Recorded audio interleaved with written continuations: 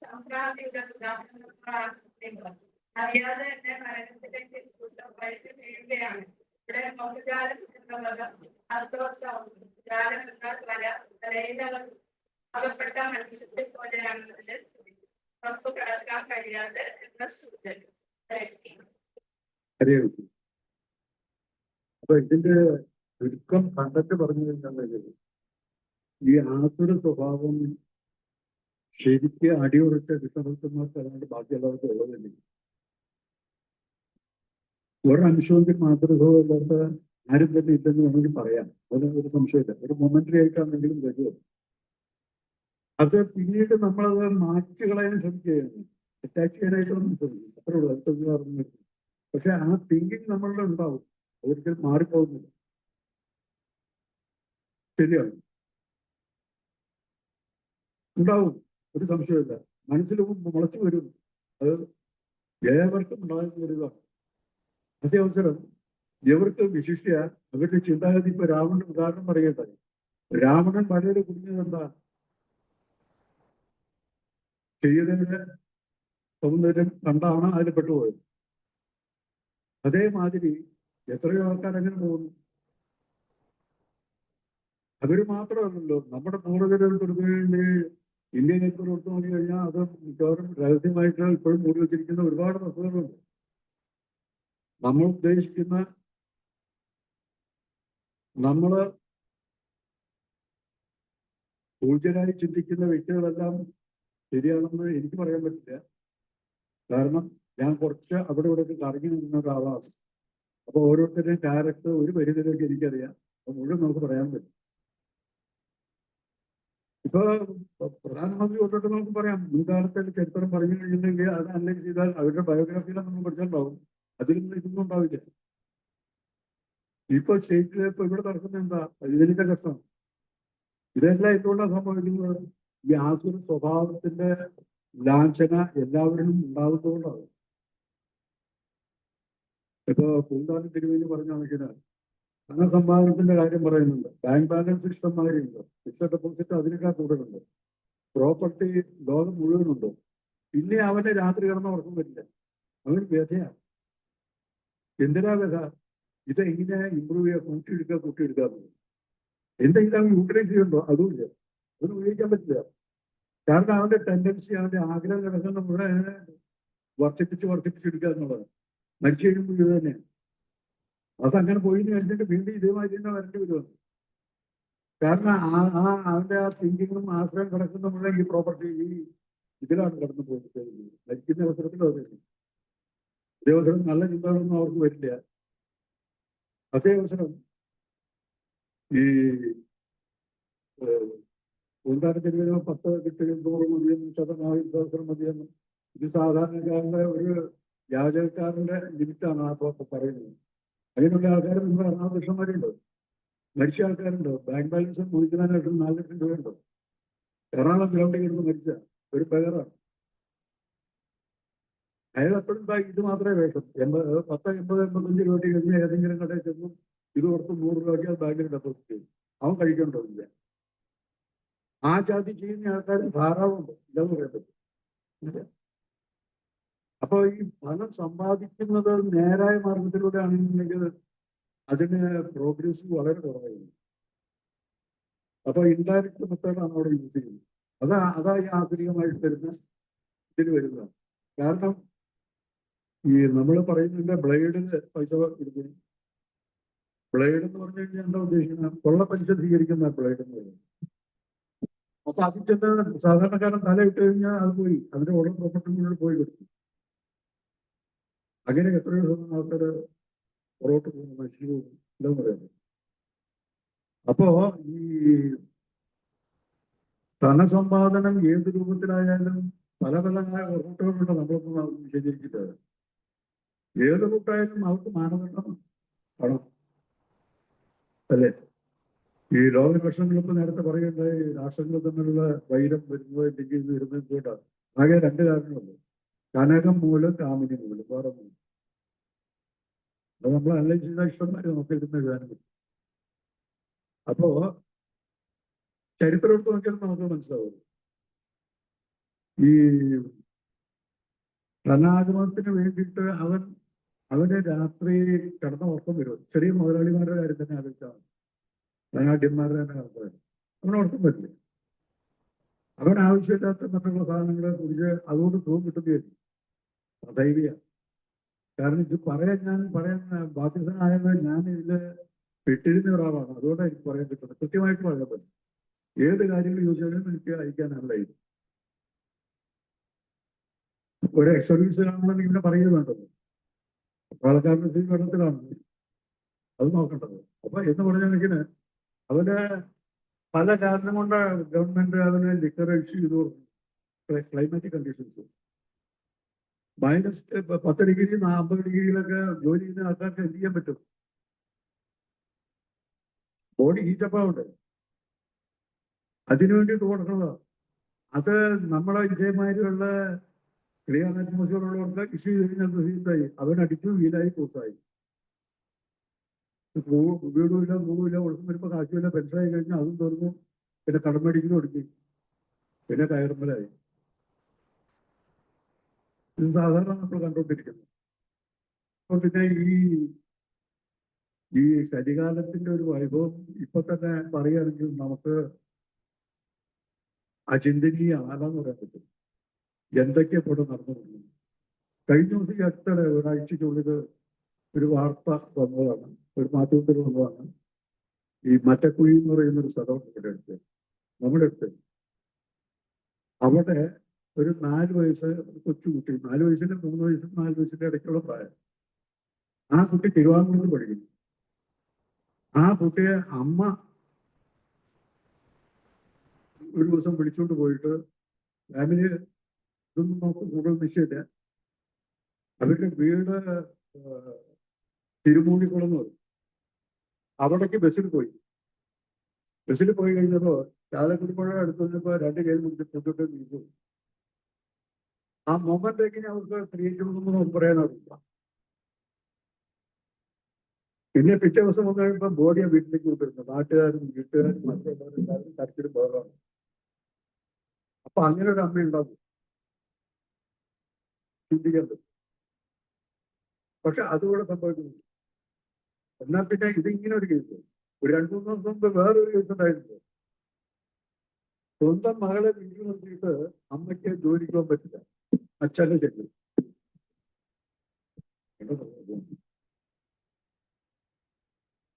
ഇതേമാതിരി റിവേഴ്സ് വേറുണ്ട്. കുടുംബം അങ്ങനെ തന്നെ മക്കളെ വേറെ പ്രവർത്തികൾക്ക് വിട്ടിട്ട് പൈസ ഉണ്ടാക്കാൻ ശ്രമിക്കും. അതുണ്ട് ഇപ്പോ. അപ്പൊ ഈ ലോകം ഇപ്പൊ തന്നെ 5100 വർഷത്തോളം ആവണേ ഉള്ളൂ. 5100 സംതിങ് അല്ലേ കലിയുഗം തുടങ്ങിയത്. ഇത് 4.32 എന്ന് പറയുന്ന ആ ഡ്യൂറേഷൻ ചിന്തിച്ചു കഴിഞ്ഞാൽ അചിന്തനീയം തന്നെയാണ്.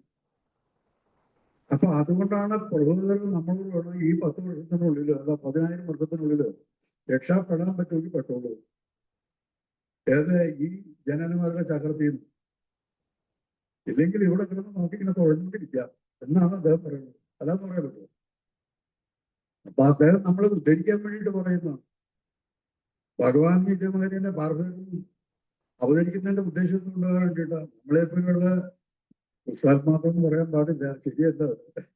അവരെ ഒന്ന് റീനോവേറ്റ് ചെയ്തെടുത്ത് ഭഗവാന്റെ തൃപ്പാദത്തിൽ എത്തിക്കാൻ വേണ്ടിയിട്ടാണ് അവര് പരിശ്രമിക്കുന്നത്. അതിന് സ്വയം ശ്രമമില്ലെന്നുണ്ടെങ്കിൽ പിന്നെ എന്ത് ചെയ്യും? ഒരു സ്റ്റാർട്ടപ്പ് കിട്ടിക്കഴിഞ്ഞാൽ എന്തേക്കാം? അതില്ല. ഒരു 10-13 വർഷം മുമ്പ് എന്റെ അടുത്ത് ചെറിയൊരു ശ്രീകൃഷ്ണ ക്ഷേത്രമുണ്ട്. ഞാനതില് ഒരു ഇതായിരുന്നു. ആ ഇടയ്ക്ക് നമ്മുടെ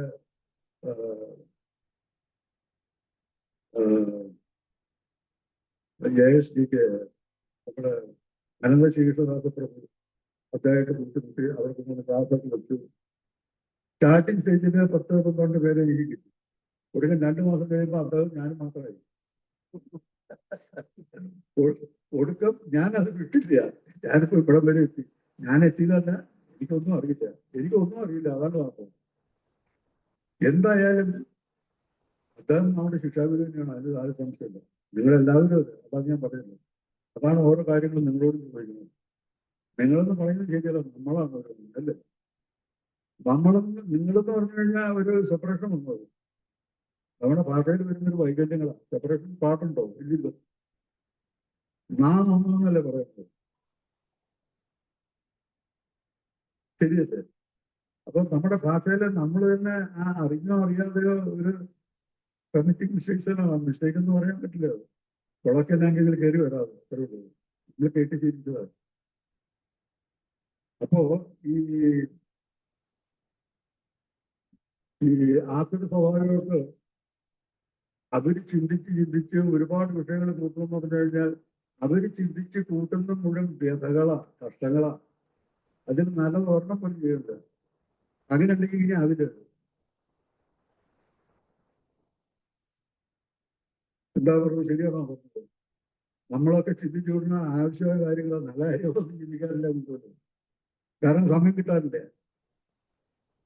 ഇന്നലത്തെ കാര്യം തന്നെ, എന്റെ കാര്യം തന്നെ പറഞ്ഞു കഴിഞ്ഞാൽ തിരുനാളിൽ തിരിച്ചു കഴിയുമ്പോൾ കറങ്ങിത്തിരിഞ്ഞ് കണ്ണൂർ എറണാകുളം കിട്ടി. അത് സാധാരണ അങ്ങോട്ട് പോയപ്പോൾ വെള്ളം കുടിച്ചു. തൃശ്ശൂരിന്ന് ട്രാൻസ്പോർട്ടിനാണ് വരുന്നത്.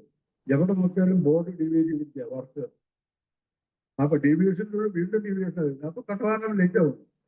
ഇതിപ്പോ ട്രെയിനിൽ ലേറ്റ് ഇല്ലെന്ന് ചോദിച്ചാൽ കുറ്റിപ്പുറത്തുനിന്ന് കയറി.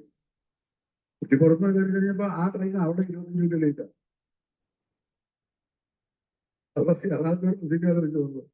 അപ്പൊ ഇന്ന് തിരുവനന്തപുരം പോകേണ്ട 2 പ്രൊഫസർമാർ കൂടെ ഉണ്ടായിരുന്നതാണ്. ഒന്ന് തിരുവനന്തപുരം സെൻട്രലിലാണ്, ഒന്ന് നമ്മുടെ ശ്രീനിവാസ പ്രഭുവാണ് പറയേണ്ടത്. അപ്പൊ അവര് രാത്രി 14 ഗുരുവായൂരിനെ പോകാന്ന് വിചാരിച്ച് പ്ലാൻ ഇട്ടു. കൊടുക്കുമെന്നത് അത് ക്യാൻസലായി. മഴയും വെള്ളമൊക്കെ ജാസ്തിയാണ്. അപ്പൊ 1-2 ട്രെയിൻ ക്യാൻസൽ ചെയ്യുന്ന ഇദ്ദേഹം രാവിലെ എന്നോട് പറഞ്ഞു. എന്നിട്ട് രാവിലെ 7:30 അങ്ങോട്ട് പോയത്. ആരാ കുറ്റക്കാരൻ? ഒരു കണക്കിന് പറഞ്ഞാൽ നമ്മൾ തന്നെ കുറ്റക്കാരൻ. നമ്മൾ നേരത്തെ നോക്കിയില്ലെന്ന് പറയാം. അവിടേക്ക് പോകണമെന്നുണ്ടെങ്കിൽ നമ്മുടെ ഒരു പർപ്പസോ എയിം ഉണ്ടെന്നുണ്ടെങ്കിൽ ആ എയിമിൽ അറ്റൈൻ ചെയ്യാൻ വേണ്ടിയിട്ട് നമ്മൾ ശരിക്കും പരിശ്രമിച്ചില്ല എന്ന് പറഞ്ഞാൽ അഡ്വാൻസ് ആയിട്ട് ചിന്തിക്കണമൊക്കെ അങ്ങനെ വരുമ്പോൾ നമ്മൾ അഡ്വാൻസിലെ എല്ലാം ലേറ്റ് ആയി ചിന്തിക്കും, അല്ലേ? ബസ് പുറപ്പെടാറാകുമ്പോഴാണ് നമ്മൾ വീട്ടിൽ നിന്ന് ഓടുന്നത്. എന്റെ കാലത്ത് ഞാൻ ബസ്സിന്റെ സൗണ്ട് കേൾക്കുമ്പോഴാണ് കുളിക്കാൻ പോകുന്നത്. എന്നിട്ട് ഓടി പിടിച്ച് ഞാൻ ചെയ്യുന്നുണ്ട്. ബസ് കയറി പോയിട്ടുണ്ട്, അത് വേറെ കാര്യം. പക്ഷെ അത്രയ്ക്ക് അതിമന് വേണ്ട. നമുക്കുണ്ടെന്ന് ചെറിയൊരു പ്ലാനിങ് ഉണ്ട്. ഇതൊരു പ്ലാനിങ് ഉണ്ട്, അൺമാൻഡ് ആയിട്ടുള്ള തിങ്കിങ് ഉണ്ടോ? അതുമില്ല. ഇപ്പോഴത്തെ ഷെഡ്യൂൾ അനുസരിച്ചിട്ട് ഇപ്പൊ എറണാകുളത്ത് പോകണമെന്ന് ചോദിച്ചിട്ടുണ്ടെങ്കിൽ ശരി, ഇപ്പൊ അങ്ങനെ പ്ലാൻ ചെയ്യണം. ഇന്നലെ തീരുമാനിച്ചാൽ മതി ഇപ്പൊ എറണാകുളത്ത് 2 മണിയാകുമ്പോൾ പോകണം എന്ന് അത് ചെയ്യില്ല. ഇപ്പോഴത്തെ മുഴുവൻ ഇപ്പൊ തീരുമാനിക്കും, നമ്മൾ പോകാൻ ശ്രമിക്കും, നടക്കില്ല. അപ്പൊ വേറെ കോൾ വരും. അതേപോലെ അത് വരും. ചിലപ്പോൾ ഇതായിട്ട് വേറെ നിലയ്ക്ക് കൊണ്ടുവരും. എന്ന് പറഞ്ഞ ഈ ആസുര സ്വഭാവം പ്രകൃതിയായി എല്ലാവർക്കും തന്നെ ഉണ്ട്. അതിന്റെ പെർസെന്റേജിന് വളരെയധികം ഡിഫറൻസ് ഉണ്ടെന്നുള്ളേ ഉള്ളൂ. അതിൽ നിന്ന് നമുക്ക് കരകയറണമെന്നുണ്ടെങ്കിൽ ഒറ്റ കാര്യം മാത്രമേ ഉള്ളൂ, ഭഗവാനെ വിടാതെ പിടിക്കുക. വിട്ടുപിടിക്കാറില്ല, വിടാതെ പിടിക്കുക. മനസ്സിലെപ്പോഴും ചിന്താഗതി ഉണ്ടാകണം. നമുക്കുണ്ടാവുന്നതായിരിക്കും, ഉണ്ടാവണമെന്ന് വിചാരിക്കും. വേറെ കാര്യം വരുമ്പോൾ ചിലപ്പോൾ അവിടെ നിന്ന് ഡ്രോപ്പ് ചെയ്യും. അതിൽ പിന്നെ ആലോചിക്കും, അയ്യോ ഞാൻ അവിടെ വിട്ടുണ്ടോ എന്നാ വീണ്ടും തോന്നും. അങ്ങനെ വരും. ഇപ്പൊ ജപം ഞാൻ വളരെ കൃത്യമായിട്ട് ജപിച്ചിട്ടിരുന്നില്ല. ഇന്നലെ വന്നു കഴിയുമ്പോ 13 മാല ജയിക്കാൻ പറ്റില്ല. 13 മാല ജയിക്കാൻ പറ്റില്ല. എന്നുവെച്ചാൽ കണ്ണൂർ എക്സ്പ്രസിലെ ഡാൻസ് കളിക്കാൻ പുറത്തേക്ക് വരുന്നില്ല. ഇരിക്കാൻ പറ്റും, നിൽക്കാൻ പറ്റില്ല. തൃശ്ശൂർ ഒന്നിട്ട് കുറച്ച് ഡിലീറ്റ് ചെയ്യും. അപ്പൊ എല്ലാ ഫെസിലിറ്റിയും നമുക്ക് ഉണ്ടാവണമെന്നില്ല. അപ്പൊ കിട്ടുന്ന സമയം നമ്മൾ പ്രോപ്പറായിട്ട് യൂസ് ചെയ്യും. അപ്പൊ ഇന്നലത്തെ ലാഗിങ് ഇന്ന കാലത്ത് ഇന്നത്തേക്കും ബാലൻസ് എടുക്കായിരിക്കും ജപിക്കുക. അത് തീരും, അത് കുഴപ്പമില്ല. അപ്പൊ നിങ്ങളെ പാനിയായിട്ട് അവിടെ പോയില്ലേ? ആയിക്കോട്ടെ, തിരുട്ടവിടെ ലാഗുണ്ടായിരുന്നു, അത് തൊട്ട് അങ്ങനെ തീർന്നുകൊണ്ടിരിക്കാറ്. എന്താ ചെയ്യുക? നമ്മൾ ഉദ്ദേശിക്കുമ്പോൾ വേറൊന്നാണ് സംഭവിക്കുന്നത്. 2 കുട്ടികൾ ഉണ്ട്. അവര് രാത്രി 10 മണി 11 മണിക്കുള്ളിൽ അവർ വിളിക്കുക. അവർ വിളിച്ചിട്ട് എനിക്ക് നേരെ കിട്ടിയില്ല, ഫോൺ അടിച്ചില്ല. അപ്പൊ മൊത്തം നോക്കിയപ്പോ 7 കോള് പെൻഡിങ്, മിസ് കോളായിട്ട് വന്നു. ആരെ വിളിച്ചില്ല ഇന്നലത്തെ, ആരെ വിളിക്കാനാണ്? അതാണ് എന്റെ സ്ഥിതി ചുരുക്കം പറഞ്ഞു കഴിഞ്ഞിട്ട്. എന്ന് പറഞ്ഞിട്ട് എന്തുകൊണ്ടാണ് സംഭവിക്കുന്നത്? നമ്മുടെ ലാക്സിറ്റി. നമ്മൾ ലേറ്റ് ആണല്ലോ. ഞാൻ പേരൊന്നും പറയുന്നില്ല. എപ്പോഴും ലേറ്റ് ആണ്. ഞാൻ ചീത്ത പറഞ്ഞിട്ടുണ്ടോ കുറെ പാടില്ലാത്താണ് എന്ന് പറഞ്ഞാണെങ്കിൽ ഒരു ദിവസമെങ്കിലും ഇതേപോലെ ഉണ്ടാവുകയാണെങ്കിൽ കുഴപ്പമില്ല. ഇതാകരുത്. ഇന്നലെ ഇതേമാതിരി തന്നെ ഞങ്ങള് തിരുനാവായെന്ന് കയറി പോകുന്ന പാട്ട് വന്നു. പ്രഭു എന്റെ ഫോൺ ആ പ്രഭുവിന്റെ വണ്ടിയിലാണ്. ആ പ്രഭു വണ്ടി എടുത്തിട്ട് മൂവ് ചെയ്തു വന്നു. അപ്പൊ അപ്പോഴത്തേക്കും നമ്മൾ കയറി പഠിച്ച ബസ് കിട്ടി. ബസ്സിൽ ഇരുന്നാണ് അദ്ദേഹത്തെ വിളിക്കുന്നത്. എന്നിട്ട് അദ്ദേഹത്തെ വീണ്ടും തിരിച്ച് ഈ കുറ്റിപ്പുറം സ്റ്റേഷനിലേക്ക് നല്ല മഴയത്ത് ഉഗ്ര മഴയത്ത് കൊണ്ടുവന്ന് നിർത്തിയിട്ട് ആ ഫോൺ മേടിക്കേണ്ടി വന്നു. ഇതൊക്കെ നമുക്ക് സംഭവിച്ചുകൊണ്ടിരിക്കുന്നതാണ്. പർപ്പസ്ഫുൾ ആണോ? അല്ലല്ലോ. കെയർലെസ് ആക്ട് എന്ന് പറഞ്ഞാൽ തെറ്റുണ്ടോ? നമ്മളൊരു സാധനം നമുക്ക് ഇപ്പൊ എന്നെപ്പോഴാണെങ്കിൽ കുഴപ്പമില്ല, ഓർമ്മയില്ല എന്ന് പറയുന്നത്. എന്റെ ഫോണാണെന്നുണ്ടെങ്കിൽ പോകരുത്, നമസ്കരിക്കുമ്പോൾ താഴ്ത്തപ്പോഴും ഒന്നുള്ള സ്ഥിതിയാണ്. എന്ന് പറഞ്ഞോട്ടത്തില് ഇതെവിടെ വയ്ക്കണമെന്ന് തന്നെ ഓർമ്മയില്ല. സൂക്ഷിക്കുന്ന ചുമതല നോക്കുള്ളത്. അപ്പൊ അതുകൊണ്ട് കെയർലെസ് എന്ന് പറഞ്ഞാൽ തെറ്റില്ലല്ലോ. ആരായാലും നോക്കെല്ലാവർക്കും പറ്റുന്നതാ. ഓർമ്മക്കുറവല്ല, അശ്രദ്ധാന്ന് പറയാം. അപ്പൊ ഇതേമാതിരി ശ്രദ്ധകളും അശ്രദ്ധകളും നേരെ വന്നിട്ടാണ് ഈ ആൾക്കാർ സ്വാഭാവികമുള്ള ഇതിലേക്ക് പോകുന്നത്. ലൈറ്റ് അവേഴ്സില് ആഹാരം കഴിക്കാൻ ശ്രമിക്കും. നമ്മുടെ സാധാരണ പോലുള്ള മിക്കവാറും 10 മണിയൊക്കെ ആയിട്ട് കിടക്കാൻ ശ്രമിക്കുമ്പോൾ കിടക്കുന്നത് 11 മണിയാകുമ്പോഴാണ് എനിക്ക് തോന്നുന്നത്. 8 മണിക്ക് കിടക്കുന്ന കുടുംബങ്ങൾ വളരെ കുറവായിരുന്നു. എന്റെ ഓർമ്മ ശരിയാണെങ്കിൽ ശരിയാവും. പക്ഷെ അത്രയ്ക്ക് ഡിസിപ്ലിനിൽ പോകുന്ന ഫാമിലീസ് വളർന്നത്. കാരണം അത് ആരും പറഞ്ഞിട്ട് കുറ്റമില്ല. അതിന്റെ റുട്ടീൻ വർക്ക് ആ തരത്തിലാണ് പോണത്. വി കനോട്ട് ബ്ലെയിം എനിബഡി എന്ന് പറഞ്ഞാൽ അതിനൊരു ഷെഡ്യൂൾ നമുക്ക് പ്രിപ്പയർ ചെയ്യാൻ പറ്റുമോ? സെൽഫ് ഡിസിപ്ലിൻ ആവാൻ പറ്റുമോ? പറഞ്ഞെങ്ങനെ ജോബ് ഗോസ് ലൈക്ക് ദാറ്റ്. അപ്പൊ അതിനനുസരിച്ച് മുന്നേണ്ടി വരും. അപ്പൊ അതിന് സ്ലൈറ്റ് ആയിട്ട് എക്സ്ക്യൂസസ് കൊടുക്കാം എന്നുള്ളതല്ലാണ്ട് റേഡറായി കഴിഞ്ഞു കഴിഞ്ഞാൽ അല്ലേ? ഇപ്പൊ എന്റെ പറഞ്ഞ ഈ ചിട്ടകളും ദിനചര്യകളൊക്കെ നമ്മളാണ് കൊണ്ടുവരുമ്പോഴാണ് എന്റെ അഭിപ്രായം പറയുന്നത്. നമ്മള് എല്ലാത്തിനും ഒരു പഞ്ച്വാലിറ്റി കൊടുക്കാൻ സാധിക്കുകയാണെങ്കിൽ അത് ഉത്തമമാണ്. സാധിക്കില്ല എന്നുള്ള വാസ്തവമാണ്. രണ്ടും പറയണമല്ലോ. കാരണം ഇത് അനുഭവിച്ചാലാണ്. ഞാനിപ്പോ ഫ്രീ ഹാൻഡ് ഓൾമോസ്റ്റ് ഒരു 1% റെസ്പോൺസിബിലിറ്റി എനിക്കുള്ളൂ. അത് തെറ്റാൻ പറഞ്ഞിട്ട് തീരത്തില്ല. ഇത് പറഞ്ഞു മുഴുവൻ കണ്ടായി ആറ് സംബന്ധിച്ച് രക്ഷപ്പെടാൻ വേണ്ടി. അപ്പൊ എന്ന് പറഞ്ഞാണെങ്കിൽ നമുക്ക് ഈ ഉത്തരവാദിത്തങ്ങളിൽ നിന്ന് ഒരു ഫ്രീ മൈൻഡഡ് ആയിട്ട് മാറിക്കഴിഞ്ഞാൽ നമുക്ക് ഈ സ്പിരിച്വൽ ലൈഫിലേക്ക് കൂടുതൽ അറ്റൻഡ് ചെയ്യാൻ പറ്റുന്ന എന്റെ ഒരു ധാരണ ശരിയാണെങ്കിൽ അഭിപ്രായം. ഇല്ലെങ്കിൽ നമ്മൾ അവിടെ ഏതെങ്കിലും വിശ്വസിക്കും. ഏതെങ്കിലും സമയത്ത് ശരിയാവും, ശരിയാവാതിരിക്കില്ല. പക്ഷെ അത്രയും നമ്മൾ വെയിറ്റ് ചെയ്യേണ്ടി വരും. നമ്മൾ ഇന്നെ കുറച്ച് കോൺഷ്യസ് ആക്കി കഴിഞ്ഞാൽ അന്നത്തേക്ക് നമ്മൾ എക്സ്റ്റെൻഡ് ചെയ്യേണ്ട കാര്യമുണ്ടോ? ചെറിയൊരു സിമ്പിൾ ക്വസ്റ്റ്യൻ ഞാൻ ചോദിക്കുകയാണ്. എന്നോട് ഇത് ചോദിക്കുകയാണ്, നിങ്ങളുടെ വേറെ ആരോടുമില്ല. നമ്മളെല്ലാവരും ഒരേ തോണിയിൽ പോകുന്ന യാത്രക്കാർ തന്നെയാണ്. അതിന് സംശയമില്ല. നമ്മുടെ ഡെസ്റ്റിനേഷൻ എവിടെ ചെല്ലുന്നതാണ് ചോദ്യം പറയുന്നത്. അതിങ്ങനെ ഫോൺ ചെയ്യുന്നത് എങ്ങനെയാണ്? അത് നമുക്ക് അനലൈസ് ചെയ്ത് നമുക്ക് കറക്റ്റ് ചെയ്യാൻ സാധിക്കുകയാണെങ്കിൽ പറ്റുന്നിടത്തോളം നമുക്ക് ഡെവലപ്പ് ചെയ്യും. പക്ഷെ നമുക്ക് മുന്നേറണമെന്നുണ്ടെങ്കിൽ ജീവിതം ധന്യമാണ്. നമ്മുടെ ജീവിതം ധന്യമാണെന്നുണ്ടെങ്കിൽ മറ്റുള്ളവർക്ക് പറഞ്ഞു കൊടുക്കണമെന്ന് പറയുന്നില്ല. പറഞ്ഞു കൊടുക്കണം. പറഞ്ഞു കൊടുത്താൽ എന്തിനാ അമ്മാവ എന്ന് പറയുന്നത്? ഞാൻ ചുവാതെ പോകില്ല എന്ന് പറഞ്ഞ ആളൊരു പറഞ്ഞിട്ട് വരണം. നമ്മളിപ്പോ ഇതേമാതിരി ഒരുത്തിനെ ഒരു വ്യക്തിയെ കണ്ടിട്ട് ഇല്ലെങ്കിൽ ഒരാളോട് പറഞ്ഞു കേട്ട് നമ്മൾ ഹരേക്ഷമാണ് പറഞ്ഞു ചെയ്യണം എന്നൊക്കെ പറഞ്ഞു ആ എന്ന് പറഞ്ഞ ഒരാളാണ്. ഇന്നലെ ട്രെയിനിലെ ഒരു യുദ്ധം ഇതേമാതിരി തന്നെ ഉണ്ടായിരുന്നു. തൃശ്ശൂർ കൃഷ്ണ ജേക്കബ് അദ്ദേഹം ട്രെയിൻ വെച്ച് ജീവിതത്തിൽ കണ്ടിട്ടില്ല ആ മനുഷ്യനെ. ദേശം ഡോസ് ഉണ്ടോ എന്ന് സംശയമുണ്ടോ? സാരില്ല. പ്രഭുവിനെ ഞാൻ പാളയത്തിൽ വെച്ചാൽ ഉണ്ടാവാം. കടലില്ലെന്ന് പറയുന്നത് ശരിയാണ്. കടലുണ്ടാവാം. പിന്നെ കുറച്ചു നേരം അതേമാതിരി. അപ്പൊ മറ്റേ ചൈതന്യദാസ് പ്രഭു എന്ന് പറഞ്ഞ തിരുവനന്തപുരത്ത് സെന്ററിലുള്ളതാണ് അദ്ദേഹം. ഞാൻ പറഞ്ഞു ഞാനിതിങ്ങനെ പറഞ്ഞു പോവാ നോക്കിയില്ല, മേത്തുനിന്ന് വലയിൽ പെട്ടുപോയി, മേത്തുനിന്ന് ഓണമില്ല. അങ്ങനെ തൃശ്ശൂർ എഴുതുന്നതിന് മുമ്പ് അവിടെ തന്നെ കുറച്ച് ആളുകളൊക്കെ പറഞ്ഞ് പുള്ളിയെ സമ്മാനിപ്പിച്ച് കിട്ടും. പുള്ളി വളയുന്ന പാർട്ടിയാണ്, പുള്ളിയെ കിട്ടുന്നതാണ് ഓണം. അതാണ് പറയുന്നത്. എന്തൊക്കെ കുറച്ച് ഇന്നത്തെ പോലീസുകാർ എന്ന് പറഞ്ഞിട്ടുള്ളത്.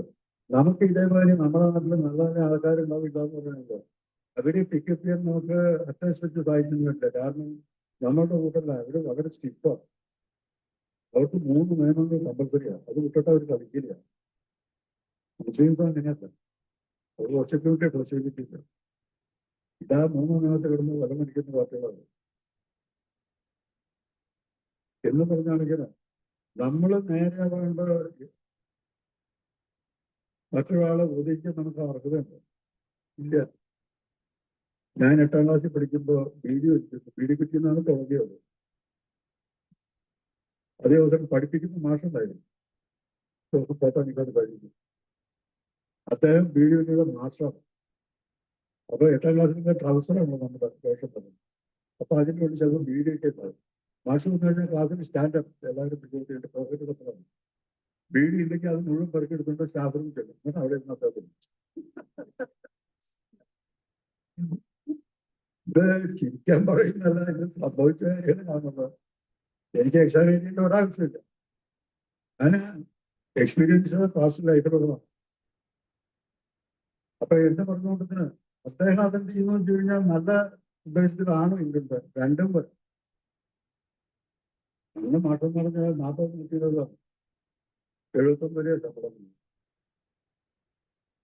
അതിന് എന്ത് കാണാനാണ്? അപ്പൊ പിന്നെ ഇതാ മരിക്കുന്ന ആളാണെങ്കിൽ 2 കെട്ട് വീഴി എന്ന് പറഞ്ഞാൽ 19 വീഴി പുള്ളി ചെലവാക്കുന്നതായിരിക്കാം. പിന്നെ സ്ഥാപനങ്ങളിൽ നിന്ന് മരിക്കാൻ പാടുന്ന നിയമമുണ്ട്. പക്ഷെ അവിടെ നിന്ന് വരും ചോദിക്കാനാരാ? പിന്നെ കുട്ടികൾക്കൊന്നും ചെയ്യാൻ പറ്റുന്നില്ല. അവിടെ കുട്ടികളെ വിളിപ്പിക്കും സ്ഥാപനങ്ങളിലേക്ക് എന്തെങ്കിലും കാര്യങ്ങളൊന്നും.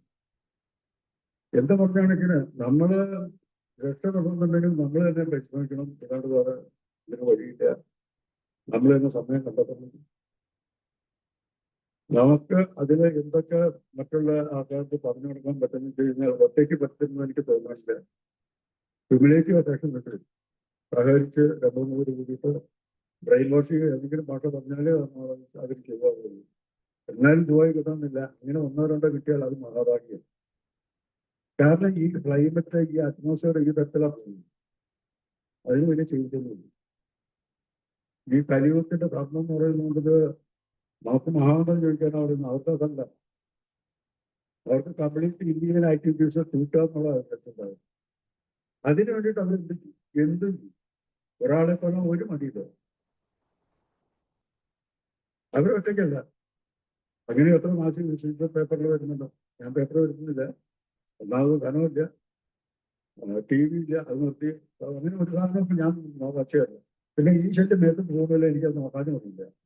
മൊബൈലിൽ അതാണ് നമ്മൾ അത് കാരണം കുറച്ചേ രക്ഷപ്പെട്ടില്ല. പക്ഷെ ചില സമയത്ത് ജാമായി പോകുന്നു. അത് കാരണം അതായാലും ശല്യം അത് വളരെ സ്ലോ ആവുന്നു. അപ്പൊ ഉദ്ദേശിക്കുന്ന സമയത്ത് ആരെങ്കിലും വിചാരിച്ചപ്പോൾ കിട്ടുന്നില്ല. എനിക്ക് അങ്ങനെ വലിയ താല്പര്യമില്ല. ആരെയൊക്കെ 2 കുട്ടികളുള്ളത് മെയിനായിട്ട് അവർക്ക് ആവശ്യമെങ്കിൽ ഇന്ന് വിളിക്കുമ്പോൾ കിട്ടിയാൽ ഞാൻ ചിലപ്പോൾ വിളിക്കാൻ വലിയ പ്രശ്നമില്ല. ഇവരെ പ്രൊട്ടക്ട് ചെയ്യാൻ അവരെ നോക്കാനൊക്കെ വേറെ ആൾക്കാരുണ്ടെന്ന് എന്ന് പറഞ്ഞാണെങ്കിൽ നമ്മളെ തന്നെ ഉദ്ധരിക്കാനായി ശ്രമിക്കണം. അതിന് നമ്മളെ റൂട്ട് കൊണ്ടേ പറ്റും. ഇത് നമ്മള് കുറച്ച് ചിറ്റാറ്റിങ്ങൊക്കെ വരും. എന്നാൽ ഇതിന്റെ പാർട്ടാണ്. എന്നാലും ആചാര്യന്മാര് പറഞ്ഞിട്ടില്ല എപ്പോഴും ബിസിനസ് മരിച്ചുകൊണ്ടിരിക്കുകയെന്ന് പറഞ്ഞു കഴിഞ്ഞാൽ മരിക്കാവുന്നതാണ്, നടക്കുകയും ചെയ്യും. പക്ഷെ നടത്തണം എന്നുണ്ടെങ്കിൽ നമ്മൾ പോയിട്ട് തയ്യാറെടുക്കും. അല്ലേ? നമുക്ക് ആ ഫിഗർ കോൺസെൻട്രേഷൻ വേണം ഭഗവാന്റെ മനസ്സിൽ. 24 മണിക്കൂറും കഴിക്കണം നിർബന്ധമൊന്നുമില്ല.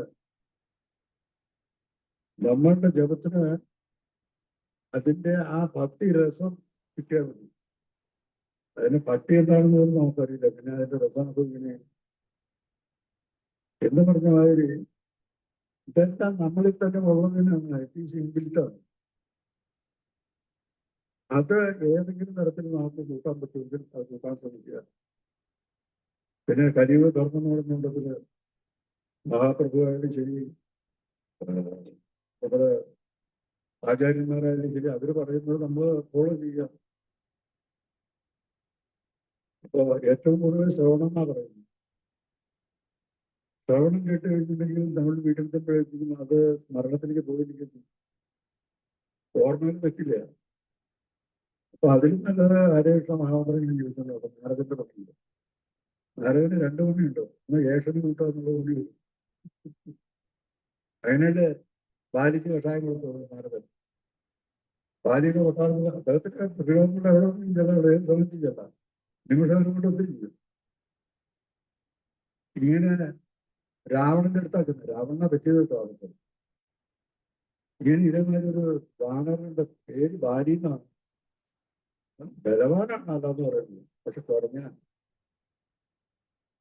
അവനൊന്ന് ഒതുക്കേണ്ട അത്യാവശ്യം അങ്ങനെയുണ്ടോ ഇവിടെ. അപ്പൊ അയാളെ എവിടെ കിട്ടുക?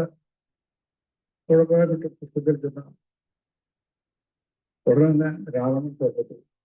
രാവണൻ പുറപ്പെട്ട് നിങ്ങൾക്ക് ഗൈഡൻസ് മഹാമുനിയുടെ വന്നു കഴിയുമ്പോൾ മകനാണ് അവിടെ ഉള്ളത്. വെളുത്ത കുശി കൊടുക്കാൻ നേരത്തെ എത്തിയിട്ടുണ്ട്. അംഗത അവിടെ കണ്ടു. അപ്പൊ ഇയാളെ അട്ടഹാസം പറഞ്ഞതാവും. എന്ന് വെച്ച് കഴിഞ്ഞാൽ കേട്ട നിമിഷം തന്നെ ഇയാളെ സർജറിയിൽ നിന്നുള്ള മെത്തേഡ് കാണുന്നുണ്ടായിരുന്നു. അപ്പോ ഞാനാണ് ലോകത്തിൽ നിങ്ങൾ കേട്ടിട്ടുണ്ടാവും രാവണൻ എന്നുള്ള ആള്, എന്നെ പരിചയപ്പെട്ടുള്ള താൻ ഭാര്യയാണെങ്കിൽ വരിക ഇപ്പൊ യുദ്ധത്തിന്. അപ്പൊ ഇയാളെ ജപിച്ചുകൊണ്ടിരിക്കുകയാണ് മകൻ മുൻപിൽ. അപ്പൊ രാവണന്റെ അട്ടാസം കഴിഞ്ഞു പറഞ്ഞു, സാരമില്ല എന്ന് പറഞ്ഞപ്പോൾ ശരി തന്നെയാണ്. പക്ഷെ ഈ പറയുന്ന അദ്ദേഹം ഇവിടെ ഇല്ലാത്ത, അദ്ദേഹം മൃതതാമയുടെ തീരത്ത് പാപം ചെയ്തുകൊണ്ടിരിക്കുകയാണ്. അവിടെ ചെന്ന് നിങ്ങളുടെ ആഗ്രഹങ്ങൾ തീരും. അപ്പൊ അതില് പറഞ്ഞിട്ടുള്ളത് മോഹം നിന്നുള്ള തീർക്കുന്ന പരിവരം തർപ്പിച്ചിരിപ്പുണ്ടല്ലോ. പക്ഷെ ഒരു കാര്യമുണ്ട്, അതൊന്ന് ശ്രദ്ധിച്ചാൽ ഹാഹാ എന്ന് കരഞ്ഞ് കാൽക്കൽ അഭയം കൂട്ടാതെ എളുപ്പത്തില് അദ്ദേഹത്തോട് എഴുതുന്ന ഒരു രാജാവും പോയിട്ടില്ല, പോയില്ല. അപ്പൊ അത് ഓർത്തിട്ട് പോകണം. പിന്നെ ഇപ്പൊ ഹിമാലയ പർവ്വതന്മാര് തന്നെ ഇരിക്കുന്നു, അത് ചെയ്തിട്ട് നോക്കിയിട്ട് വെത്തും പിടി കിട്ടുന്നില്ല. രാവണൻ മുട്ടി തട്ടിയൊക്കെ നോക്കിയിട്ട് അനങ്ങുന്നില്ല. ഒടുക്കം വാലിനെ പിടിച്ച് ഹനുമാൻ പറഞ്ഞു കൊടുത്താണല്ലോ, വാലെ പിടിച്ച് പിടിച്ചിട്ട് കഴിഞ്ഞിട്ട് അങ്ങനെ പ്രശ്നം ചെയ്തു. വാലിനെ പിടിച്ചിട്ട് ഒരു കൈ കിക്ക് ചെയ്താൽ മതി, അത് ഉടങ്ങുന്നുണ്ട്. അത് കഴിയുമ്പോ അവ ചുറ്റിയിട്ടാണ് വാലിന്റെ ടിപ്പിലെ കയറി പിടിച്ചായിരുന്നു. അതിപ്പോ ഹിന്ദു ഉഗ്രം വീണ്ടും മറ്റേ കൈ, അപ്പൊ ആദ്യം ചുറ്റി, കൈയും കാലും ചുറ്റി എല്ലാം ചുറ്റി ഒരു ലഗേജ് ബാഗ് മാതിരി ഈ വാലിമ കിടക്കുന്നുണ്ട്. അപ്പൊ പുള്ളിക്ക് രാവിലെ തപസ് 7 നദികളുടെ തീരത്തുണ്ട്. അപ്പൊ ഇവിടുത്തെ തപസ് വരുന്ന കഴിഞ്ഞാൽ അടുത്ത നദിയിലേക്ക് ചാടിയായിരുന്നു.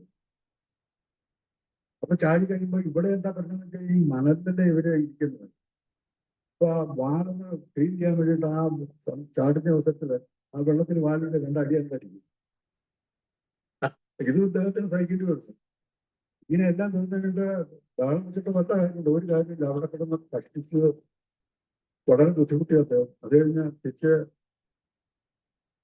അദ്ദേഹത്തിന്റെ കൊട്ടാരത്തിൽ വരുമ്പോ അച്ഛനെ കാണാനായിട്ട് ഒരു രാവണൻ എന്ന് പറഞ്ഞൊരു യുദ്ധം വന്നിട്ട് വിളിക്കുക. കൊടുക്കം വന്നു കഴിയുമ്പോ ഞാനും ഇവിടെ ഉണ്ടോന്നറിയോ, ഒരുപാട് അകലത്തിനെ കിടന്നു. കഴിയുമ്പോ പിന്നെ അതിനെ സൗഹൃദമായി എന്നാ പറയുന്നത്. അപ്പൊ ബാലിക്ക് എന്തെങ്കിലും ആവശ്യം വരികയാണെന്നുണ്ടെങ്കിൽ രാവണൻ രക്ഷിക്കാമെന്നും, രാവണൻ എന്താവശ്യമുണ്ടെന്നുണ്ടെങ്കിലും ബാലി രക്ഷിക്കണമെന്നും അവരൊരു സഖ്യം ചെയ്തെന്ന് പറയുന്നത്. അതുകൊണ്ടാണ് ശ്രീരാമചന്ദ്ര ഭഗവാനും നഴയുദ്ധം മാതിരി ചെയ്യേണ്ടി വന്നു, ഭാര്യയെ കൊല്ലേണ്ടി വന്നു. അതാ ഭാര്യ മരണസമയത്ത് പറയുന്നുണ്ടല്ലോ, എന്തിനാ എന്നെ ഒഴിയാൻ പോയി പറഞ്ഞത്, എന്ത് കാര്യങ്ങളും ഞാൻ നേരിട്ട് നടത്തുന്നതാണ്. പക്ഷെ ഭാര്യയുടെ നേരെ ചെല്ലാൻ പറ്റുമോ? നേർപകുതി ശക്തി എതിർപക്ഷത്തിന്റെ ഭാര്യയ്ക്ക് കിട്ടും. പിന്നെ തോഴിനോട് സമ്മതിച്ചു കിട്ടുള്ളൂ. അപ്പൊ പല കാരണം കൊണ്ടാണ് അങ്ങനെ. പിന്നെ രാമായണത്തിൽ പറയുന്ന കൂട്ടത്തിൽ വട്ടത്തിൽ നിൽക്കും ഇവയെ ഒരമ്പെയ്ത് പൊട്ടിക്കൽത്താ പറയുന്നു. ഈ സാലവൃക്ഷങ്ങളിൽ നിന്ന് വട്ടത്തിലാണ്, ഒരമ്പെയ്ത് കഴിഞ്ഞാൽ വട്ടത്തിന് വിടും. ഒരമ്പില് ചെയ്തിട്ട് ഈ 7 വൃക്ഷങ്ങൾ മുറിച്ചു കഴിഞ്ഞാല് ബാലിക്ക് എന്തെങ്കിലും ഹാനി പറ്റൂലെന്ന് പറഞ്ഞു. അത് ബുദ്ധിമുട്ടുള്ള കാര്യമില്ല. അപ്പൊ ഭഗവാന് മനസ്സിലായി ഈ സാലവൃക്ഷങ്ങൾ നിൽക്കുന്ന ഒരു നാഗത്തിന്റെ ബോഡിയിലാണ്. അപ്പൊ അതിന്റെ നാഭിയിൽ ചവിട്ടി നോക്കി, അപ്പൊ സ്ട്രെയിറ്റ് ആയി പലപ്പോഴും അങ്ങനെയാണ് പറഞ്ഞുകൊണ്ടിരുന്നതായിട്ട് ഞാൻ കേട്ടിട്ടുണ്ട്. ശരി എത്രയെന്ന് വെച്ച് കഴിഞ്ഞാൽ പറയാം. അപ്പൊ ഇങ്ങനെ കഥകൾ ഒരുപാട് വന്നു. ഇപ്പൊ അതൊന്നും നോക്കണ്ട. നമുക്കിപ്പോ ഇങ്ങനെ മുന്നോട്ട് പോകാൻ നമുക്കിപ്പോ ഹരകൃഷ്ണ മഹാത്മ ജപിക്കാന്നുള്ളൊരു കാര്യം വേറെ ഒന്നും ചെയ്യാനുണ്ടെന്ന് എനിക്ക് പറയാനറിയില്ല. എനിക്ക് പറയാനൊന്നും അറിയില്ല. എന്തൊക്കെയും പറയുന്നു എന്നത് ഞാൻ വേറൊന്നുമില്ല. അപ്പൊ അതുകൊണ്ട് ഞാൻ പറയാം, ഇത് കളിച്ച എന്തെന്നറിയില്ല. ഞാൻ നിർത്താം.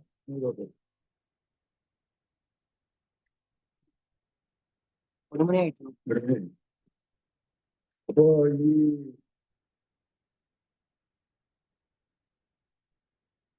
നമ്മുടെ ഇതിൽ തന്നെ കണ്ടതാണ് ഒരു വീഡിയോ കണ്ടതായിട്ട് എനിക്ക് ഓർക്കുന്നുണ്ട്.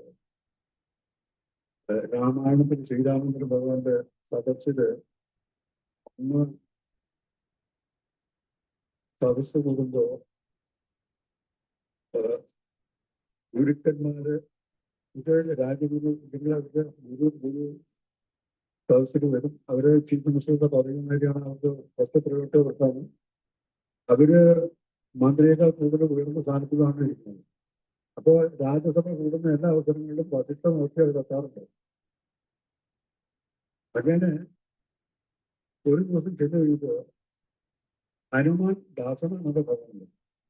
ഹനുമാൻ എന്താ ഇങ്ങനെ ചിന്തിച്ച് ഇദ്ദേഹം ഒന്നും അറിഞ്ഞില്ല. അപ്പൊ ഗുരുവിനായിട്ട് മാറി. ആരുടെ ഭാഗത്ത്? വസിഷ്ഠന്റെ നിഗമനത്തില്. അത് കഴിഞ്ഞിട്ട് ശ്രീരാമചന്ദ്രനോട് ഭഗവാനോട് ചോദിച്ചു,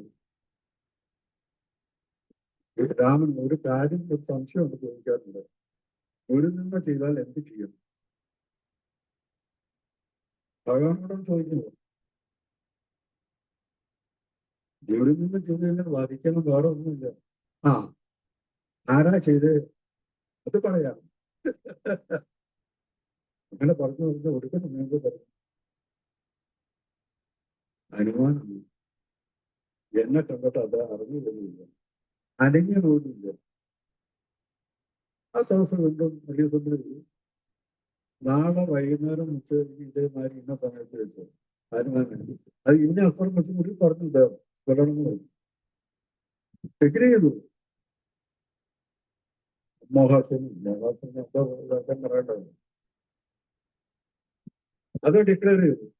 കഴിഞ്ഞപ്പോ ഹനുമാനം മനസ്സിലായി, ഞാൻ ചെയ്ത വളരെ അപരാധമാണ്, ഇരുന്ന ഞാനും ചെയ്തു പോയി.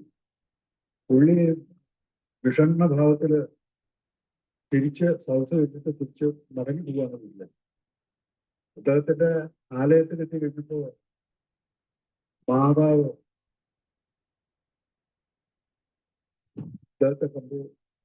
താനെന്താ ഇങ്ങനെ ഇരിക്കുക, വളരെ വിഷമനായിട്ടോ ചോദിച്ചു. കിള്ളി ചോദിച്ചു കഴിയുമ്പോ പറഞ്ഞു, ഇങ്ങനൊരു അബദ്ധം പറ്റി. ഗുരു വന്നത് ഞാൻ അറിഞ്ഞില്ല, ശ്രദ്ധിച്ചില്ല, വേറെ ചിന്തയിലായിരുന്നു. അവിടെ നാളെ രാവിലെ വധക്കിട്ടേക്ക് വിധിക്കുകയാണ് മഹാരാജാവ്. എന്താ എന്താ അമ്മയുടെ പേര്? ഹനുമാന്റെ ഇല്ല, കുട്ടികളാ പറയുന്നത്. അഞ്ജന, അഞ്ജനാസുരൻ. അപ്പൊ അഞ്ജനാദേവി പറഞ്ഞു, തന്റെ ചെറുപ്പകാലത്ത് എനിക്ക് ഓർക്കാൻ പറ്റുന്നില്ല, ഓർത്തില്ല, എനിക്കറിയാതെ. ആ സൂര്യഭഗവാന് വീഴാൻ വരെ പോയതാണ്, പഴാണെന്ന് വിചാരിച്ചു. എന്നിട്ട് അത് അദ്ദേഹത്തെ ഗുരുവായിട്ടും അന്ന് സ്വീകരിച്ചിട്ടുണ്ടോ? ഇതിനും പുറമെ ഞാൻ എൻ്റെ ബാല്യത്ത്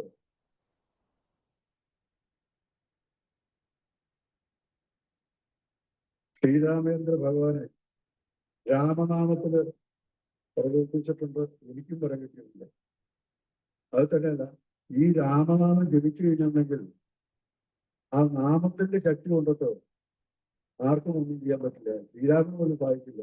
ധൈര്യമായിട്ട് നാമം ജപിച്ചവർ രാമരാമ രാമാനം ജപിച്ചവർ അത് കഴിയുമ്പോൾ ലേശം ഒരു 40% ഉഷാറായി. എന്നാലും മനസ്സിലൊക്കെ ഒരു ചളിപ്പ് വന്നു പോയത്. പിറ്റേ ദിവസം മുന്നോട്ട് സഭയെല്ലാം കൂടി വിസ്തരിക്കുള്ളതാണ്. വിസ്താരം നേരത്തെ കഴിഞ്ഞില്ല, ഇനി ഭയങ്കര മാത്രമേ ഉള്ളൂ. അവിടെ ചെന്ന് കഴിഞ്ഞപ്പോ ഹനുമാൻ രാമ രാമ രാമ രാമൻ ജപിക്കുക. അപ്പോ ശ്രീരാമ ഭഗവാൻ പറഞ്ഞ മോഹനാസ്ത്രം നമ്മൾ വിട്ടു കഴിഞ്ഞാൽ അത് പൂവായി ചെയ്യുന്നുണ്ട്. ഇത് അപകടമാണല്ലോ നോക്കി വരുമ്പോ. അപ്പൊ വസിഷ്ഠനും ചോദിക്കുകയാണ്, നീ എന്നെ കളിയാക്കുകയല്ലേ? ഞാൻ അവനെ കൊല്ലാൻ വേണ്ടിയിട്ട് മോഹനാസ്ത്രം വിടാനാ പറഞ്ഞത്. നീ വേറെന്തൊക്കെ ചെയ്യണമെന്ന്. അല്ല ഒരു ഞാൻ മോഹനാസ്ത്രം തന്നെ വിടുന്നത്. അപ്പൊ പിന്നെ ഇങ്ങനെ സംഭവിക്കുന്നത്? ഇത് സംഭവിക്കുന്നത് എങ്ങനെയാണെന്ന് എനിക്ക് നിശ്ചയിച്ചത്. ഒടുക്കം അദ്ദേഹം മാർച്ചിട്ടുണ്ടല്ലോ ദിവ്യജ്ഞാനത്തില് ആരോഗ്യ പറഞ്ഞു, ഇങ്ങനെ അമ്മ കൊടുത്ത ആ വചനം ഈ രാമനാമത്തിന്റെ പവർഫുൾനെസ് കൂടിയിട്ട് കിട്ടിക്കഴിഞ്ഞപ്പോ സംഗതി എനിക്ക് പിടികിട്ടി. ഇനി രാജ്യസഭയില് എന്നെ കണക്കാക്കണ്ട, ഞാനില്ല, ഞാൻ ഇപ്പൊ തന്നെ പോയിട്ട് വനത്തിൽ പോയിട്ട് രാമനാമം ജപിക്കാൻ പറഞ്ഞാണ് വസിഷ്ഠ മഹർഷി അവിടെ പോയെന്ന് പറയുന്നത് കേട്ടിട്ടുണ്ട്. അപ്പൊ ആ രാമനാമത്തിന്റെ ആ പവർഫുൾനെസ് അതുകൊണ്ടായിരിക്കാം ഒരുപക്ഷെ നമുക്ക് ഈ ഹരേകൃഷ്ണ മഹാമന്ത്രം ജപിക്കുമ്പോൾ നേരത്തെ ഉണ്ടായിരുന്ന രാമരാമൻ എന്നുള്ള സെക്കൻഡിലേക്ക് കൊണ്ടുവന്ന് തോന്നൽ മനസ്സുകൊണ്ട് വന്നു. അതിന് പറഞ്ഞു പോയതാണ്. ഇത് സംഭവിച്ചിട്ടുണ്ടാവുമായിരിക്കില്ല. അതുകൊണ്ടായിരിക്കാം നമ്മുടെ മഹാമന്ത്രം ഹരേകൃഷ്ണ ഹരേകൃഷ്ണ എന്ന് പറഞ്ഞ് വന്നത്. ആയിക്കൊള്ളുന്നുണ്ട്. എനിക്ക് കാരണം അറിയില്ല കേട്ടോ. അങ്ങനെ ഞാൻ ഗുരുവായൂര് പോയിക്കൊണ്ടിരിക്കുന്ന നേരത്തെ ഹരേ രാമ എന്ന് പറഞ്ഞ് അവിടെ സ്വീകരിക്കൊക്കെ മരിക്കുമ്പോൾ നമ്മള് പ്രദർശനം വെച്ച് കൊണ്ടുകൊണ്ടു നിന്നു. അതെനിക്ക് ഓർമ്മയുണ്ട്. പക്ഷെ ഹരേ കൃഷ്ണയിൽ വന്നു കഴിയുമ്പോൾ പിന്നെ അത് തലയിരിക്കും. തലയിരിയല്ല, അത് വേണ്ട വിധത്തിലാക്കി. അപ്പൊ അത് ആക്കിയതിന്റെ കോഴ്സ് ഉണ്ടാവും. കാരണം അല്ലെങ്കിൽ ആ രാമനാമം ജപിക്കാനുള്ള കപ്പാസിറ്റി നമുക്ക് ഇല്ലാത്തത് കൊണ്ടാവും. അങ്ങനെയുണ്ടാവും. അത് ജപിക്കാനുള്ള ശക്തി നമുക്ക് വേണ്ട, അതുണ്ടാവണമെന്നില്ല.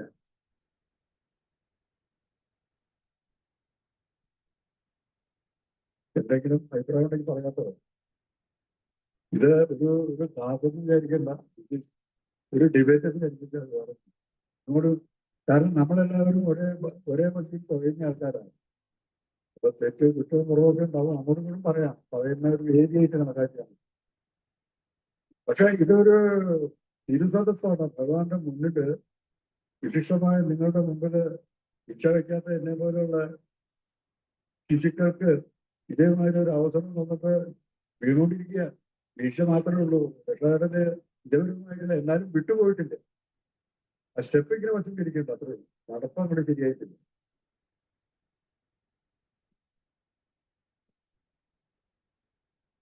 അങ്ങനെ ഞാൻ ആവശ്യമില്ലാണ്ട് എല്ലാ കാര്യങ്ങളും കൂടുതൽ പറഞ്ഞത്. അതിൽ നിന്ന് എന്തെങ്കിലും മനസ്സിലാക്കാൻ പറ്റുമെന്ന് എനിക്കറിയില്ല. അല്ലെ ഒരുപാട് കാര്യങ്ങൾ നമ്മളെ കൽപ്പിച്ചു. എന്തെങ്കിലും ഇമ്പ്രൂവ്മെന്റിന് തെറ്റുകളൊക്കെ ഉണ്ടെങ്കിൽ ചൂണ്ടിക്കാണിക്കണം, പഠിക്കരുത്. എന്തെങ്കിലും കുട്ടിച്ചേർത്താനൊക്കെ ഉണ്ടെങ്കിൽ പറയാം, അതിനും വിരോധമില്ല. ഇനി ഇതേമാതിരി ഏതെങ്കിലും ഒരു അവസരം കിട്ടുകയാണെന്നുണ്ടെങ്കിൽ ആ സമയത്ത് ഇതിൽ കൂടുതൽ നന്നായിട്ട് പറയിപ്പിക്കാൻ ഭഗവാൻ അനുഭവിക്കണം. അത് വേറെ ആരും പറഞ്ഞിട്ട് പകർന്നു കിട്ടുന്നു പറഞ്ഞിട്ടൊന്നും ഒരു കാര്യമില്ല. പക്ഷെ നമുക്ക് അതിന് പ്രാർത്ഥിക്കാം, അവരെ ചെയ്യിപ്പിക്കാം. ഞാൻ അതാ ഉള്ളി കെട്ടു അല്ലെ, ഒരു മെഷീനറിയില്ല, ഞാൻ മാത്രമേ ഉള്ളൂ.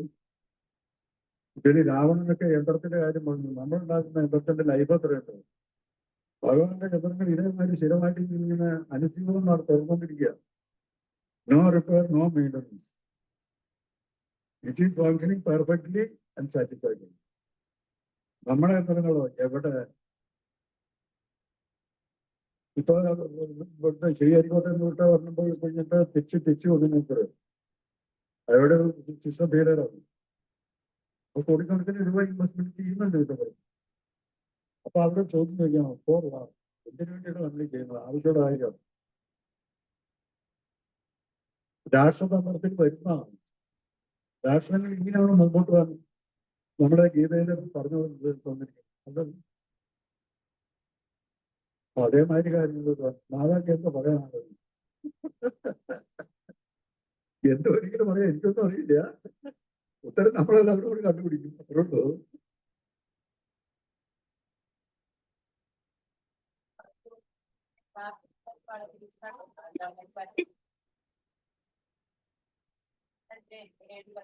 പറഞ്ഞു തന്നു.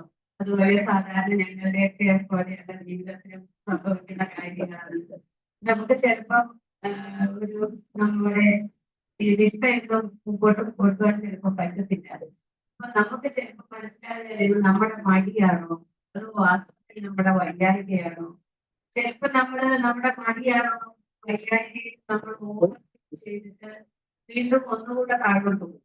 ചിലപ്പോൾ മടി നമുക്ക് സുഖമില്ലായിരിക്കും, അതുകൊണ്ടായിരിക്കും നമുക്ക് മടി വരുന്നതെന്ന് ഓർത്ത് നമുക്ക് ശരിക്കും പഠിച്ചിരിക്കും. അപ്പൊ ഇതൊക്കെ തമ്മിൽ നമുക്ക് വ്യത്യാസം മനസ്സിലാക്കാൻ തന്നെ വളരെ ബുദ്ധിമുട്ടാണ്. അപ്പൊ നമ്മൾ തന്നെ ഇങ്ങനെ എനിക്ക് തോന്നുന്ന പറഞ്ഞ വീട്ടിലേക്ക് നാമതിരിച്ച് ഭഗവാൻ എപ്പോഴെങ്കിലും നമുക്ക് ബോധ്യപ്പെട്ട് തരുമ്പോ തരത്തേക്ക് വിചാരിക്കുകയാണ്. അങ്ങനെ സമാധാനിച്ചിരിക്കുകയാണ്.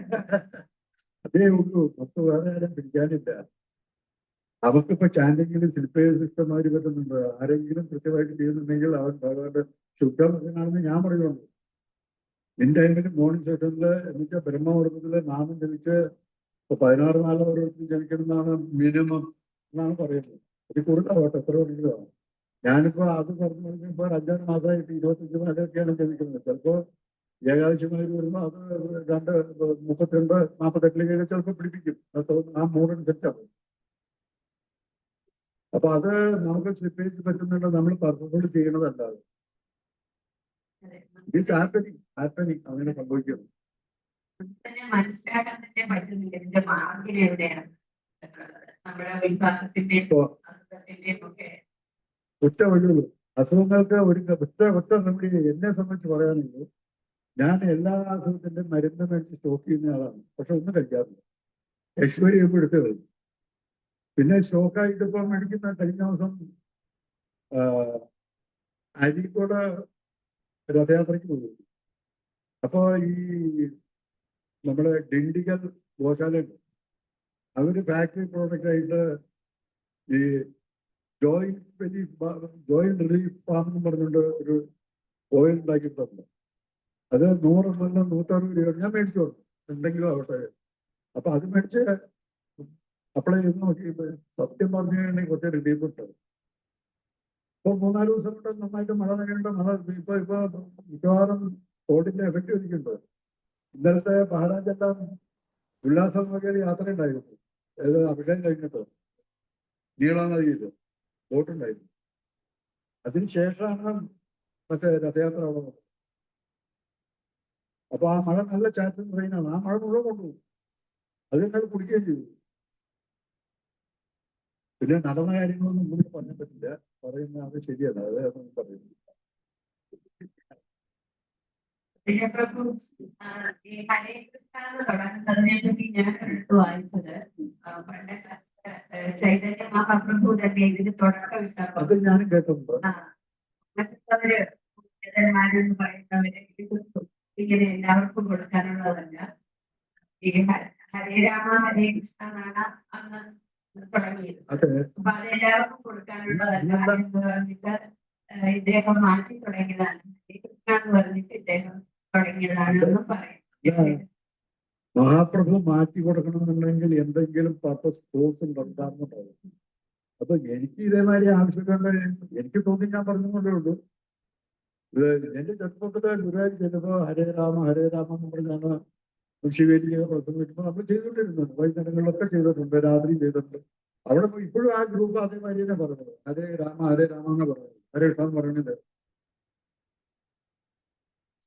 അപ്പൊ അതൊരു പക്ഷേ ഇതുകൊണ്ടായിരിക്കാം. പക്ഷെ അത് ജപിക്കാൻ അവർക്ക് അതേമാതിരി ഗുരുവായൂരപ്പന്റെ പവർഫുൾനെസ് എങ്ങനെയുണ്ടെന്ന് നമുക്കറിയില്ല. അദ്ദേഹം ജപിച്ചു പോകണമെന്നോ അതും അറിയില്ല. നമുക്കെന്തറിയാം? ഒന്നും അറിയില്ല എന്നുള്ളതാണ്. ഭഗവാൻ പറഞ്ഞാൽ മതി. നമ്മൾ ഭഗവാനാണോ അല്ല. നിർത്തട്ടെ പ്രഭു. ജസ്റ്റ് ഒരു കാര്യം എല്ലാവരുടെ അടുത്തും ഉണ്ട്. നിങ്ങൾ നോക്കിയാൽ തന്നെ നമുക്കറിയാം അസുരന്റെ ഗുണമാണ്. അപ്പൊ അതിൽ നിന്ന് സംശയമില്ല. അപ്പൊ ഒരു അന്തരീക്ഷം രണ്ടുപേര് വന്നിരുന്നു. അപ്പൊ എന്തിനാ എങ്ങനെയാ വന്നെന്ന് അന്വേഷിച്ചപ്പോ അവര് പറഞ്ഞു നല്ല മനുഷ്യന്മാരെ കാണാൻ വേണ്ടിയിട്ടാണ് ഡിസ്കൗണ്ട് വന്നതെന്നാ പറഞ്ഞു. ഡെഫിനറ്റ്ലി അത് ശരിയാണ്. കുറച്ചെങ്കിലും നല്ല ഉണ്ടോന്നോ മാക്സിമം ഇങ്ങനെ കുറയ്ക്കാൻ പറ്റുന്ന ഒരു ഹരികൃഷ്ണ മഹമ്മദ്. അപ്പൊ അതിന്റെ ഒരു ഇതിലാണ് പ്രമുഖർ അന്ന് വന്ന് ചോദിച്ചു. അപ്പൊ കാണാൻ എന്ന് പറയുന്നത് അത് അത് നമ്മളുണ്ട്. നമ്മള് ഇല്ലാന്ന് പറഞ്ഞിട്ട് കാര്യമൊന്നുമില്ല. അത് സപ്രസീവ് ഫാക്റ്റാ തോന്നുന്നു. ഉള്ളൊരു തുറന്നു സത്യം പറയുന്നത് നമുക്ക് പേടിക്കാൻ ഒന്നുമില്ല. അപ്പൊ ഞാൻ ഈ മോഡലിലേക്ക് വന്നിട്ട് കുട്ടികളായിട്ടുള്ളൂ. തൊഴിൽ വന്നതിന് ശേഷം അപ്പോഴും ഇല്ല, ഒരു 3-4 വർഷത്തിനുള്ളിൽ ഞാൻ ഈ തിയറിയിലേക്ക് ഞാൻ മാറി വന്നത്. ഞാൻ ഫ്രീ ആയിട്ട് മാറിക്കൊണ്ടിരിക്കുന്നതിനനുസരിച്ച് ഞാൻ നേരത്തെ പറഞ്ഞല്ലോ 1% ഞാൻ ഇപ്പോഴും ഇവിടെ കിടന്ന് ഓട്ടം കളിച്ചുകൊണ്ടിരിക്കുക. അതിൽ നിന്ന് എനിക്ക് തലവരാൻ പറ്റുന്നില്ല. കുട്ടികളാണ് ആ പ്രധാന കാരണം, വേറെ ഒന്നുമല്ല. അവരുടെ ഓരോ ഇഷ്യൂസ് എന്റെ സൈഡിൽ ഞാൻ ഐ ഹാവ് ക്ലിയർ എവരിതിങ്. എന്റെ കയ്യിലൊന്നുമില്ല.